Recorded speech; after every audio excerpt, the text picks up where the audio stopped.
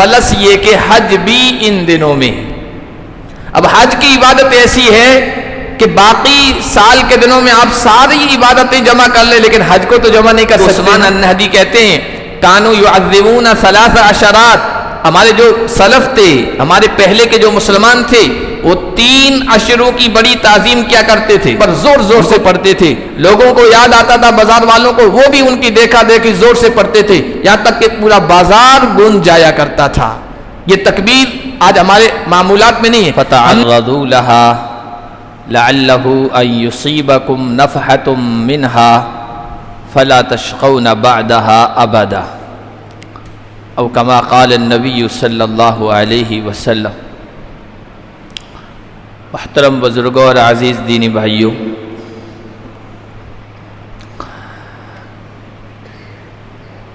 اس کائنات کو پیدا کرنے والا اللہ ہے. وَرَبُّكَ يَخْلُقُ مَا يَشَاءُ وَيَخْتَارُ، اور تمہارا رب جو چاہتا ہے پیدا کرتا ہے اور جس چیز کو چاہتا ہے پسند کرتا ہے، فضیلت عطا کرتا ہے، عظمت عطا کرتا ہے. اللہ تعالیٰ نے اپنی مخلوقات میں سے جس کو چاہا پسند فرمایا. فرشتوں میں سے 4 فرشتوں کو عظمت دی، فضیلت دی. انسانوں میں سے اپنے پیغمبروں کو عظمت دی، انہیں فضیلت عطا کی، ان کو منتخب فرمایا. مہینوں میں سے رمضان کے مہینے کو عظمت عطا کی اور راتوں میں سے لیلۃ القدر کو عظمت عطا کی. اسی طرح اللہ تعالیٰ نے سال کے دنوں میں ذی الحجہ کے 10 دنوں کو عظمت عطا کی. آج 27 تاریخ ہے. ذی الحجہ جو اگلا مہینہ آ رہا ہے، اس مہینے کا جو پہلا عشرہ ہے، یعنی پہلے کے جو 10 دن ہیں، وہ بڑی فضیلت والے، عظمت والے. اللہ تعالیٰ نے ان 10 دنوں کو سال کے باقی تمام دنوں میں فضیلت عطا کی. اور یہ اللہ تعالیٰ نے انسانوں کے لیے رکھے ہیں تاکہ انسان وقتاً فوقتاً اپنے ایمان کی بیٹری کو چارج کرتے رہے، ایمان کو تازہ کرتے رہے، اللہ کا قرب، اللہ کی نزدیکی حاصل کرتے رہیں. اس لیے اللہ تعالیٰ نے بیچ بیچ میں یہ عظمت والے، فضیلت والے دن رکھے ہیں.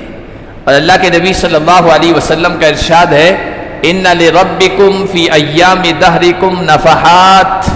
اے لوگو، تمہارے رب کے، تمہارے زمانے کے دنوں میں کچھ خاص رحمت کی لہریں اٹھتی ہیں، خاص رحمت کے جھونکے چلتے ہیں. نفحات فتعرضوا لها. جب یہ رحمت کے جھونکے چلے نا تو ان کے سامنے آؤ. جیسے ٹھنڈی خوشگوار ہوا چلتی ہے تو ہم کیسے اپنا گلا کھول لیتے ہیں، گریبان کھول لیتے ہیں ٹھنڈک محسوس کرنے کے لیے. تو حضور نے فرمایا فتعرضوا لها لعلہ ان یصیبکم منها نفحۃ. امید ہے کہ کوئی اس خاص مخصوص رحمت کا جھونکا تمہیں لگ جائے. فلا تشقون بعدها ابدا، کہ اس کے بعد کبھی بدبخت نہیں ہوں گے، پریشان نہیں ہوں گے، شقی نہیں ہوں گے. تو یہ 10 جو ذی الحجہ کے شروع کے دن ہیں نا، وہ بھی ان خصوصی رحمت کے جھونکوں میں سے ہیں. اللہ کے نبی صلی اللہ علیہ وسلم نے فرمایا ما من ایام العمل الصالح فیها احب الی اللہ من هذه الایام ای ایام العشر. اللہ تعالیٰ کو سال کے باقی دنوں میں کوئی عمل اتنا پسندیدہ نہیں ہے جتنا ان دنوں کا نیک عمل پسند ہے. ان دنوں کا نیک عمل سال کے باقی دنوں کے اندر کیے جانے والے نیک عمل سے زیادہ پسندیدہ ہے. تو صحابہ کی نگاہ میں اللہ کے راستے میں جہاد کرنا یہ تو بہت فضیلت والا عمل تھا. صحابہ نے کہا رسول اللہ جہاد فی سبیل اللہ بھی ان دنوں میں کیے جانے والے نیک عمل سے بڑھ کر نہیں ہے؟ حضور نے کہا ہاں وہ بھی نہیں، مگر اس کی ایک شکل افضل ہے۔ الا رجل خرج بنفسه وماله، ایک آدمی جو اللہ کے راستے میں اپنی جان اور اپنا مال لے کر نکلا، فلم يرجع من ذلك بشيء، اور واپس لوٹ کے نہیں آیا، شہید ہو گیا، اس کی شہادت کا عمل تو افضل ہے، ورنہ کوئی عمل ان دنوں میں کیے جانے والے نیک عمل کا مقابلہ نہیں کر سکتا ہے۔ خادم رسول حضرت انس رضی اللہ تعالی عنہ فرمایا کرتے تھے، کنا نعد ایام عشر ذی الحجہ کل یوم منها بألف یوم عرفہ بعشرۃ آلاف یوم، ہم ذی الحجہ کے 10 دنوں میں سے ہر دن کو 1000 دن کے برابر سمجھتے تھے۔ ان دنوں میں آپ اگر کوئی ایک نیکی کرے نا تو ایسا ہے جیسے 10,000 دنوں 1000 دنوں کے میں آپ نے نیکی کی ہے، ایک دن 1000 دنوں کے برابر۔ اور عرفہ کا دن 9 ذی الحجہ، اس کو ہم 10,000 دنوں کے برابر سمجھتے تھے۔ یہ صحابی کہہ رہے ہیں، خادم رسول کہہ رہے ہیں، اب اندازہ لگائیے کہ ان دنوں کی کیا عظمت ہے۔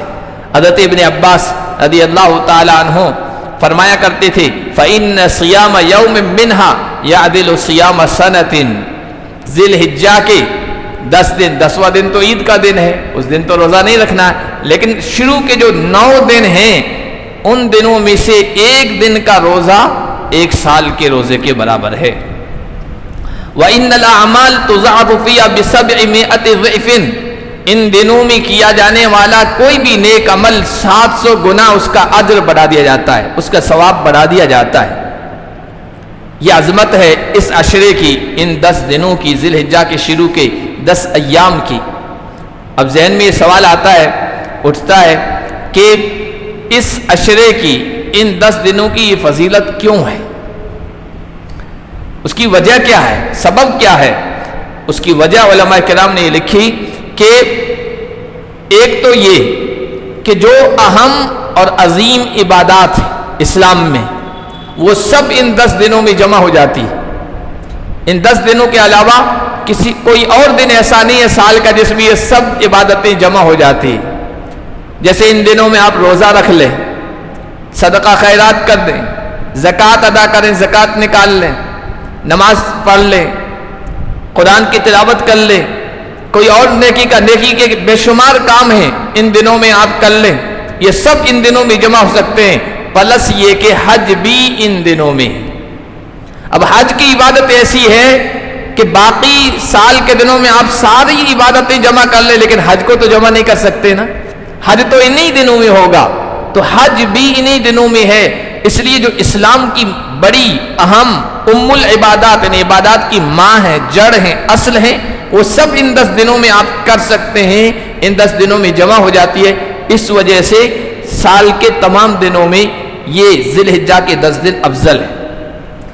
اور پھر یہ کہ دنیا کے دنوں میں سے سب سے افضل دن بھی ان 10 دنوں میں آتا ہے۔ حضور نے فرمایا، ان افضل ایام الدنیا ایام العشر، یہ جو 10 دن ہیں دنیا کے افضل دنوں میں سے ہیں، اس میں عرفہ کا دن ہے جس کی فضیلت قرآن میں بھی آئی، حدیث میں بھی آئی، والسماء ذات البروج والیوم الموعود وشاہد ومشہود، برج والے آسمان کی قسم، وعدہ کیے ہوئے دن کی قسم یعنی قیامت کی قسم، وشاہد ومشہود، شاہد کی قسم، مشہود کی قسم۔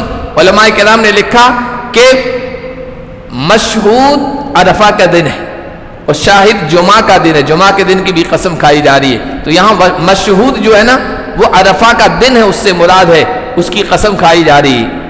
جس دن کی فضیلت یہ ہے، حضور نے فرمایا، ما من یوم اکثر من ان یعتق اللہ فیہ عبدا من النار من یوم عرفہ، اللہ عرفہ کے دن سے یعنی 9 تاریخ 9 ذی الحجہ کے دن سے بڑھ کر کوئی دن ایسا نہیں ہے جس میں اپنے بندوں کو جہنم سے آزادی کے پروانے عطا کرتا ہو۔ وَإِنَّهُ لَيَدْنُو، اس دن اللہ تعالیٰ بندوں کے قریب آ جاتے ہیں۔ باقی دنوں، باقی راتوں کے بارے میں حدیث میں یہ الفاظ آئے، اللہ کی رحمت آتی ہے، اللہ کی رحمت متوجہ ہوتی ہے۔ عرفہ کے دن کے بارے میں آیا کہ اللہ قریب آتے ہیں، إِنَّهُ لَيَدْنُو ثُمَّ يُبَاهِي بِهِمُ الْمَلَائِكَةُ، اور عرفہ کے دن میں جب پوری دنیا سے آئے ہوئے لاکھوں انسان ایک ہی لباس میں وہاں میدان میں اکٹھا ہوتے ہیں نا، اللہ فرشتوں پر فخر فرماتے ہیں۔ فرشتوں نے کہا تھا نا، یہ تو بندے یہ خون ریزی کریں گے، قتل و غارت گری کریں گے، ادھم مچائیں گے، فساد کریں گے، ان کو آپ خلیفہ بنا رہے ہیں۔ اللہ تعالیٰ فخر کہتے ہیں، اے فرشتوں دیکھو، یہ میرے بندوں کو دیکھو، ما اراد ہؤلاء، یہ کیا چاہ رہے ہیں، جو چاہ رہے ہیں میں ان کو دوں گا۔ ان دنوں میں عرفہ کے دن جس کے روزے کے بارے میں اللہ کے نبی نے فرمایا، احتسب علی اللہ ان یکفر السنۃ التي قبلہ والسنۃ التي بعدہ، ایک عرفہ کے دن کا روزہ 2 سالوں کے گناہوں کا کفارہ بن جاتا ہے، اگلے سال کا اور پچھلے سال کا۔ عرفہ کے دن کی دعا کے بارے میں حضور نے کہا کہ سب سے بہترین دعا، خیر الدعاء دعاء یوم عرفہ، عرفہ کے دن کی دعا سب سے بہترین دعاؤں میں سے ہے۔ وخیر ما قلت انا والنبیون من قبلی، اور جو سب سے بہترین کلمات جو میں نے اور مجھ سے پہلے میرے بھائیوں نبیوں نے کہی ہے وہ ہے کہ لا الہ الا اللہ وحدہ لا شریک لہ لہ الملک ولہ الحمد وہو علی کل شیء قدیر۔ تو یہ عرفہ کا دن ان 10 دنوں میں آ رہا ہے۔ اسی طرح اس عشرے کا آخری دن یعنی 10واں جسے یوم النحر کہتے ہیں، اس کے بارے میں اعظم الایام عند اللہ یوم النحر، حضور نے فرمایا عظمت والے دنوں میں سب سے زیادہ عظمت والا دن اللہ کی نگاہ میں یوم النحر ہے، جس دن قربانی کرتے ہیں پہلا دن، تو وہ بھی اس عشرے میں آ رہا ہے۔ تو یہ سب چیزیں ان 10 دنوں میں جمع ہو جاتی ہیں، اکٹھا ہو جاتی ہے، اس وجہ سے اس عشرے کی فضیلت آئی ہے۔ اسی لیے ابو عثمان النہدی کہتے ہیں کانوا یعظمون 3 عشرات، ہمارے جو سلف تھے، ہمارے پہلے کے جو مسلمان تھے، وہ 3 عشروں کی بڑی تعظیم کیا کرتے تھے، ان کو بڑا وزن دیتے تھے، ان کی بڑی اہمیت رکھتے تھے، اور ان میں خوب عبادات کیا کرتے تھے، ان کا احترام کیا کرتے تھے۔ 3 عشروں کا یعنی 10 دنوں کا۔ کون سے 10 دن؟ العشر الاول من ذی الحجہ، ذی الحجہ کے شروع کے 10 دن، والعشر الاول من محرم کے شروع کے 10 دن، والعشر الاخیر من شہر رمضان، اور رمضان کے آخری 10 دن۔ یہ 3 عشرے ہیں، ان کو بڑا احترام کرتے تھے ہمارے بزرگان دین۔ حضرت سعید بن جبیر جو تابعین ہیں، تابعین کے سردار ہیں، جنہوں نے صحابہ کو دیکھا ہے، ان لوگوں میں بڑے ہیں، وہ ان کے بارے میں آتا ہے کہ وہ ان دنوں میں اذا دخل العشر اجتہد اجتہادا شدیدا، جب ذی الحجہ کے شروع کے 10 دن آتے تھے خوب محنت کرتے تھے، خوب مجاہدہ کرتے تھے، خوب عبادت کیا کرتے تھے اور نیکیاں کیا کرتے تھے، حتی ما یکاد یقدر علیہ، اپنے آپ کو تھکا دیتے تھے، ایسا لگتا تھا کہ اب یہ نیکی نہیں کر سکیں گے، عبادت انجام نہیں دے سکتے، اتنا اپنے آپ کو تھکا دیتے تھے، اور کہا کرتے تھے کہ لا تطفئوا سرجکم لیالی العشر، اے لوگو ان 10 دنوں کی راتوں میں اپنے چراغوں کو نہ بجھاؤ، یعنی ان راتوں کو جاگو، عبادت میں ان راتوں کو صرف کرو۔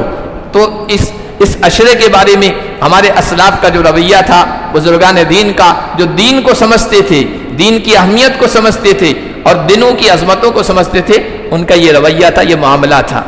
حافظ ابن عساکر رحمۃ اللہ علیہ بڑے عالم گزرے ہیں، ان کے بارے میں آتا ہے کہ کان یعتکف فی شہر رمضان وعشر ذی الحجہ، وہ رمضان کے مہینے میں اعتکاف کیا کرتے تھے اور ذی الحجہ کے ان 10 دنوں میں بھی وہ اعتکاف میں بیٹھا کرتے تھے۔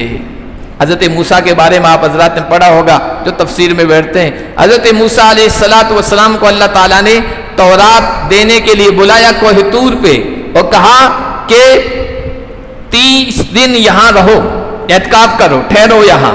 ووعدنا موسیٰ 30 راتوں کا ہم نے وعدہ کیا۔ حضرت موسیٰ گئے، 1 مہینہ وہاں ٹھہرے رہے، پھر اللہ تعالیٰ نے کہا 10 دن اور ٹھہرو، وَأَتْمَمْنَاهَا بِعَشْرٍ، اور ہم نے مکمل کیا 10 اور دنوں کے ذریعے سے کہ 10 دن اور ٹھہرو، پھر بعد میں کتاب دوں گا۔ 10 دن اور ٹھہرے۔ علماء کرام کہتے ہیں 1 ذی قعدہ کو حضرت موسیٰ وہاں گئے تھے کوہ طور پہ، ذی قعدہ کا پورا مہینہ، اور پھر یہ جو 10 دن مزید اللہ نے بڑھائے نا، وہ یہ ذی الحجہ کے 10 دن تھے۔ اس اعتبار سے بھی ان 10 دنوں کی فضیلت نکلتی ہے۔ تو یہ فضیلت والے دن، یہ فضیلت والا عشرہ، یہ فضیلت والے ایام ہماری زندگی میں آنے والے، اس کی قدر کیسے کریں، اس کا احترام کیسے کریں، تو اس کے لیے ہمیں دو کام کرنے ہیں، ایک تو نہ کرنے کے کام ہے اور ایک کرنے کے کام ہے. تو پہلے نہ کرنے کے کام آپ کے سامنے رکھ دیتا ہوں، کیونکہ احتیاط بہتر ہے. نہ کرنے کے کام وہ ہیں جو گناہ والے، جو احتیاط والے، جو بچنے والے، وہ زیادہ اس کو اہمیت دینی چاہیے. تو پہلے وہ کام ہمیں اپنی نگاہوں کے سامنے رکھنا چاہیے جن کو ہمیں ان دنوں میں نہیں کرنا ہے. ان 10 دنوں کی فضیلت، پھر یہ 10 دن اس مہینے میں آ رہے ہیں جو مہینے اللہ کی نگاہ میں محترم ہیں. 10ویں پارے میں اللہ تعالیٰ نے کہا نا، اللہ نے جب سے زمین و آسمان کا نظام بنایا ہے 12 مہینے بنائے، اور ان 12 مہینوں میں 4 حرم، 4 مہینے بڑے احترام والے. ان 4 مہینوں کے سلسلے میں کیا کہا؟ فَلَا تَظْلِمُوا فِيهِنَّ أَنفُسَكُمْ، اے لوگو ہوشیار رہنا، ان مہینوں میں اپنے اوپر ظلم مت کرنا، گناہ مت کرنا، اللہ کی حرام کردہ چیزوں کا ارتکاب مت کرنا ان مہینوں میں. اور ان مہینوں میں یہ 10 دن مزید فضیلت والے ہیں، تو ان میں تو اور زیادہ احتیاط برتنا چاہیے. اب کیا نہیں کرنا ہے ہمیں؟ سب سے پہلی چیز یہ کہ ہمیں نماز نہیں چھوڑنی ہے. فرض نماز بالکل نہیں چھوڑنی ہے. کل قیامت کے دن اللہ تعالیٰ جہنم میں جانے والوں سے کہیں گے کہ تم جہنم میں ما سلککم فی سقر، جہنم میں تمہیں کیا چیز لے آئی، کس وجہ سے آئی؟ تو وہ کہیں گے لم نکو من المصلین، ہم نماز نہیں پڑھا کرتے تھے. فخلف من بعدهم خلف اضاعوا الصلاة واتبعوا الشهوات، پہلے لوگ اچھے تھے، اس کے بعد ایسے لوگ آئے جنہوں نے نمازوں کو ضائع کر دیا، اپنی شہوت و خواہشات کے نفس کی تقاضوں کے پیچھے چلے گئے، اس پر عمل کیا، نمازوں کو ضائع کر دیا. فسوف یلقون غیا، وہ غیا میں داخل ہوں گے، ہلاکت کی جگہ میں جائیں گے، جہنم میں جائیں گے. قرآن میں اللہ نے فرمایا فویل للمصلین، بربادی ہے ان نمازیوں کے لیے جو اپنی نمازوں سے غافل ہیں. نماز کو چھوڑنا نہیں ہے، اور پڑھنا بھی ہے تو وقت کی پابندی کے ساتھ، ایسا نہیں کہ مؤخر کر کے، ڈیلے کر کے، دیر کر کے پڑھ رہے ہیں. ان دنوں میں خاص طور پر یہ کام کرنا ہے، کیونکہ حضور نے فرمایا ان بین الرجل وبین الشرک والکفر ترک الصلاۃ، ایک ایمان والے کے، ایک آدمی کے کفر اور شرک کے درمیان، اس کے درمیان اور کفر اور شرک کے درمیان جو چیز ہے وہ ہے نماز کو چھوڑنا. فرق ہوتا ہے اس سے. اور حضور علیہ الصلوۃ والسلام نے نماز کے بارے میں بہت ساری وعیدیں، چھوڑنے کے بارے میں بہت ساری وعیدیں بیان فرمائی ہے. عبداللہ ابن شقیق ایک تابعی گزرے ہیں، وہ کہتے ہیں کان اصحاب النبی صلی اللہ علیہ وسلم لا يرون شيئا من الاعمال ترکه کفر غیر الصلاۃ.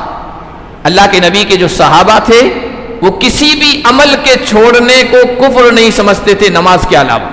کوئی آدمی نماز کو چھوڑ رہا ہے تو گویا اس نے کفر کا ارتکاب کر لیا، دوسرے کسی عمل کے چھوڑنے کو وہ کفر نہیں سمجھتے تھے. اس سے نماز کی اہمیت آپ سمجھ سکتے ہیں، اور نماز چھوڑنے کا جو گناہ ہے اور جو سنگینی ہے اس کا احساس ہم کر سکتے ہیں. تو ایک تو یہ کرنا ہے کہ ہمیں نماز نہیں چھوڑنی ہے، نمازوں کی پابندی کرنی ہے.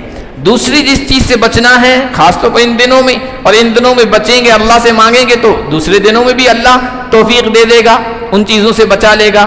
وہ سنگین گناہ ہے ربا، سود، انٹرسٹ، اس کی جتنی بھی شکلیں ہو سکتی ہے کم از کم ان 10 دنوں میں جو احترام والے ہیں ان سے بچنے کی کوشش کریں. یہ ایسی چیز ہے جو ہلاک کر دینے والی ہے. نبی پاک صلی اللہ علیہ وسلم نے ارشاد فرمایا اجتنبوا السبع الموبقات، اے لوگوں 7 ہلاک کر دینے والی چیزوں سے، 7 ہلاک کر دینے والے اعمال سے بچو. صحابہ نے کہا رسول اللہ وما ہن، وہ کون سے ہیں؟ سب سے پہلے فرمایا الشرک باللہ، اللہ کے ساتھ شرک کرنا. دوسرا فرمایا والسحر، جادو، ہلاک کرنے والی چیز سے بچنا. تیسرا فرمایا وقتل النفس التي حرم اللہ الا بالحق، کسی کی جان نہ حق نہیں لینا، اس کو قتل کرنا، یہ بہت خطرناک چیز ہے. چوتھا فرمایا وَأَكْلُ الرِّبَا، سود کا استعمال، سودی استعمال، اس سے ربا سے بچنا ہے. پانچواں فرمایا وَأَكْلُ مَالِ الْيَتِيمِ، یتیم کا مال ہڑپ کر لینا، استعمال کر لینا. وَالتَّوَلِّي يَوْمَ الزَّحْفِ، چھٹا فرمایا میدان جنگ سے بھاگنا، کیونکہ وہ دوسرے فوجیوں کی کم ہمتی کا سبب بنتا ہے، حوصلے کے توڑنے کا سبب بنتا ہے.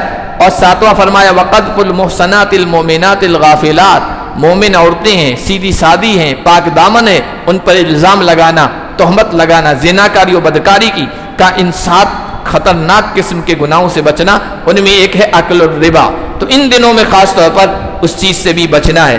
اللہ کے نبی صلی اللہ علیہ وسلم سے حضرت جابر روایت کرتے ہیں، حضور نے فرمایا لعن رسول اللہ صلی اللہ علیہ وسلم آکل الربا وموکلہ وکاتبہ وشاہدہ فقال ہم سواء۔ اللہ کے نبی نے لعنت فرمائی، لعنت کا لفظ بہت سخت ہے۔ اللہ کے رسول صلی اللہ علیہ وسلم نے لعنت فرمائی ہے سود استعمال کرنے والے کو، یعنی لینے والے کو، وموکلہ دینے والے پر لعنت فرمائی ہے، لکھنے والے پر جو اس کو لکھتا ہے اس پر، گواہ بننے والوں دونوں گواہوں پر، ان پر بھی لعنت فرمائی ہے۔ فرمایا سب گناہ میں برابر ہیں، ہم سواؤن، یہ سب گناہ میں برابر ہیں۔ تو اس گناہ سے بچنا ہے۔ تیسرا جو گناہ ہے جو بچنے کا عمل ہے وہ ہے زنا اور بدکاری۔ عام دنوں میں بھی ان گناہوں سے بچنا ہے، لیکن ان دنوں میں خاص طور پر انسان کو بچنا چاہیے۔ حضور نے نبی پاک صلی اللہ علیہ وسلم سے ایک صحابی نے پوچھا ای الذنب اعظم عند اللہ، اللہ کے نبی اللہ کی نگاہ میں سب سے زیادہ سنگین گناہ کون سا ہے؟ حضور علیہ الصلوۃ والسلام نے فرمایا ان تجعل للہ ندا وهو خلقک، تم اللہ کے برابر کسی کو ٹھہراؤ حالانکہ تجھے پیدا کرنے والا اللہ ہے، اس کے برابر کسی کو نہیں ٹھہرایا جا سکتا ہے۔ صحابی نے پوچھا ثم ایون یا رسول اللہ، یہ گناہ جو آپ نے بتایا واقعی سنگین ہے، بہت خطرناک ہے، اس کے بعد کس گناہ کا سنگینی میں درجہ ہے، خطرناکی میں؟ حضور نے فرمایا ان تقتل ولدک مخافۃ ان یطعم معک، تم اپنی اولاد کو اس اندیشے سے قتل کر دو کہ بڑے ہو کر ان کو کھلائیں گے کیسے، پلائیں گے کیسے، اس اندیشے سے قتل کر دو۔ صحابی نے پوچھا رسول اللہ اس کے بعد تیسرے نمبر پر سنگین گناہ کون سا ہے؟ فرمایا ان یزانی حلیلۃ جارک، تم اپنے پڑوسی کی گھر والی سے زنا کرو، بدکاری کرو، یہ سنگین گناہ ہے۔ پڑوس کا تو حق ہے، پڑوس کا تو احترام ہوتا ہے، اور پھر اس احترام کو پامال کر دیں، یہ اللہ کی نگاہ میں انتہائی سنگین ہے۔ تو یہ اس عمل سے بھی بچنا ہے۔ حضرت ابو ہریرہ فرماتے ہیں ثلاثۃ لا یکلمہم اللہ یوم القیامۃ ولا یزکیہم، 3 لوگ ہیں اللہ قیامت کے دن ان سے بات نہیں کرے گا، ان کو پاک نہیں کرے گا، اور ایک روایت میں ولا ینظر الیہم، ان کی طرف نظر رحمت سے نہیں دیکھے گا۔ کون ہیں وہ 3؟ صحابہ نے پوچھا رسول اللہ کون ہیں وہ 3؟ فرمایا شیخ زان، بوڑھا زناکار، بڑھاپے میں تو خواہشات کم ہو جاتی ہے پھر بھی وہ زناکاری میں مبتلا ہے، یہ اللہ کی نگاہ میں بہت سنگین ہے۔ اور دوسرا فرمایا ملک کذاب، جھوٹا بادشاہ کو، پاورفل آدمی کو جھوٹ بولنے کی ضرورت نہیں ہے لیکن وہ پھر بھی جھوٹ بولتا ہے تو پھر اس کا یہ گناہ سنگین ہے اللہ کی نگاہ میں۔ اور تیسرا فرمایا عائل مستکبر، فقیر، تکبر میں مبتلا فقیر، پاس میں کچھ بھی نہیں ہے لیکن شیخیاں بگاڑتا ہے، بڑے بڑے بورڈ بولتا ہے، تو وہ بھی اللہ کی نگاہ میں بہت سنگین ہے۔ چوتھا جو گناہ ہے جس سے پرہیز کرنا ہے ان دنوں میں وہ ہے شراب نوشی یا نشے کی چیزوں کا استعمال کرنا، اللہ کی نگاہ میں یہ بھی بہت سنگین ہے۔